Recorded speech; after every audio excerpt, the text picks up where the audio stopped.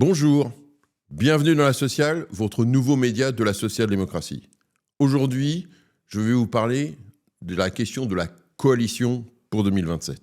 En effet, tout le monde est focalisé sur l'élection présidentielle. C'est évidemment une élection importante, c'est la mère des batailles dans la constitution de la Ve République. Mais tout le monde oublie la deuxième mère des batailles. Et la deuxième mère des batailles, ce sont les élections législatives qui, en juin 2027, vont succéder à l'élection présidentielle. Pourquoi ? Parce qu'aujourd'hui, la Ve République, c'est l'élection du président de la République au suffrage universel depuis le référendum de 1962. Mais tout le monde oublie qu'avant 1962, la constitution de la Ve République, elle date de 1958. Et c'est une constitution parlementaire. Qu'est-ce que dit l'article 20 de la Constitution ? Il dit « Le gouvernement conduit et dirige la politique de la nation. Et il est responsable devant le Parlement. » Ça, c'est l'article 20.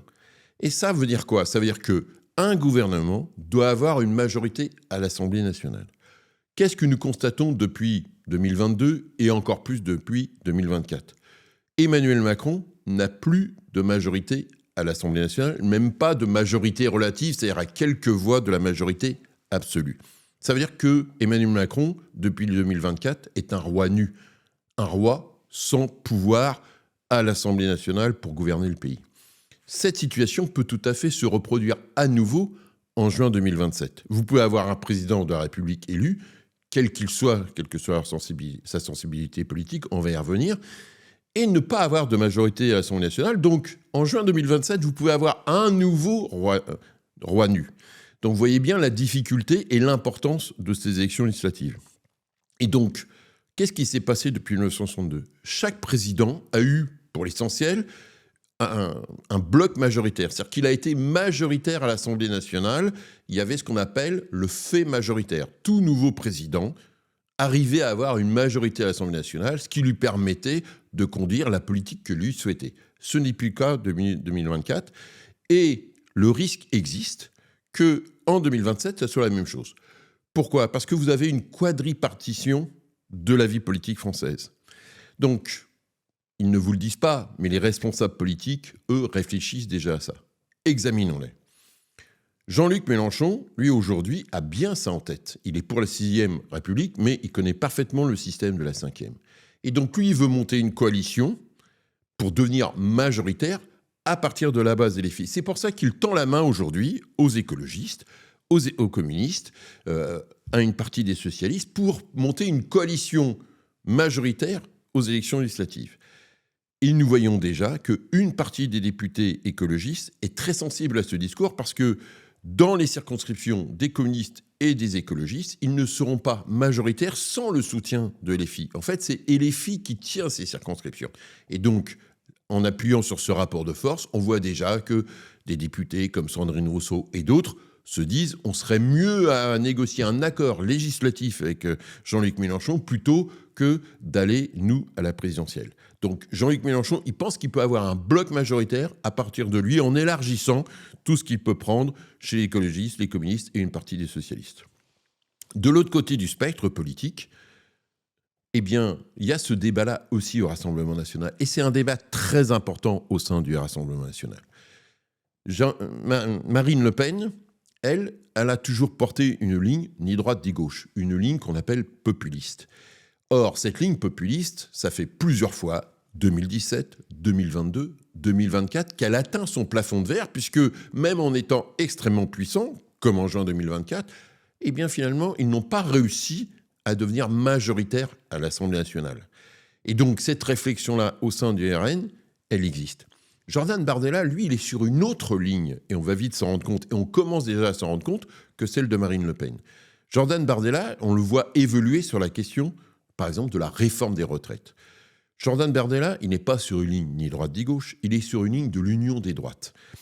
Et c'est quoi l'union des droites ? C'est de dire qu'à partir d'une base RN, eh bien, on a déjà l'accord avec Éric Ciotti, on peut passer un accord avec Éric Zemmour Reconquête, on peut passer un accord avec Bruno Retailleau ou au moins une partie des LR pour faire l'union des droites. Et en fait, idéologiquement, ils sont tous déjà très proches sur la question migratoire.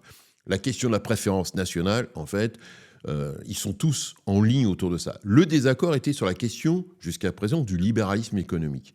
En acceptant de bouger sur la réforme des retraites, Jordan Bardella, finalement, lâche le populisme ni droite ni gauche de Marine Le Pen pour pouvoir monter ce bloc majoritaire de l'Union des droites, soutenu d'ailleurs par les médias Bolloré, Le Figaro, etc., pour pouvoir dégager un bloc majoritaire, parce que Jordan Bardella pourrait être élu président de la République, mais ne pas avoir de majorité à l'Assemblée nationale. Ils ont bien intégré ça depuis leur défaite des élections législatives de 2024.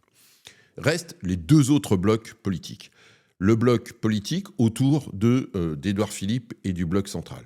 Là, jusqu'à présent, Édouard Philippe s'était dit qu'il lui pouvait, autour de lui seul, reconstituer le fait majoritaire avec lui-même, Renaissance, le Modem, une partie des amis de Bruno Retailleau. Mais on le voit évoluer. Quand il se dit qu'il va peut-être faire un référendum sur la question des retraites, parce qu'il peut être élu, non pas pour son programme, mais contre Jordan Bardella, il voit bien qu'il n'est pas sûr politiquement de monter un bloc majoritaire et de s'appuyer sur une nouvelle majorité à l'Assemblée nationale.